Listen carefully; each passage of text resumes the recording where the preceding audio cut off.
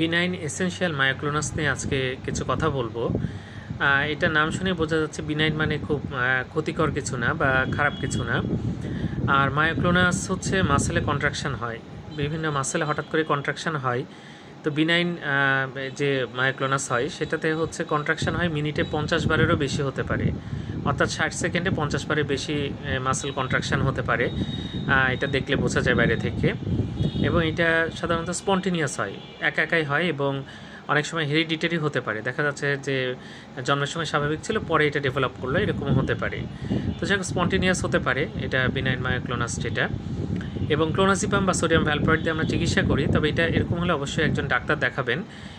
এটার আরও কিছু কারণ আছে, সেগুলো আছে কিনা সেটা দেখতে হবে। তবে বিনাইন মায়োক্লোনাসটা পাওয়া যায় হঠাৎ করে, দেখা যাচ্ছে মাংসপেশির মধ্যে কন্ট্রাকশান হচ্ছে এবং এটা কিন্তু মিনিটে আমি যেটা বললাম 50 বারের বেশি হতে পারে এবং স্পন্টেনিয়াস হয়, কোনো কাজ টাজ না করে চুপচাপ বসে আছেন, হঠাৎ করে শুরু হতে পারে। অ্যাডোলেসেন্সের হয় সাধারণত, ইয়াং এজে বা অ্যাডোলেসেন্স যারা, তাদের মধ্যে এটা হয়ে থাকে। ধন্যবাদ সবাইকে।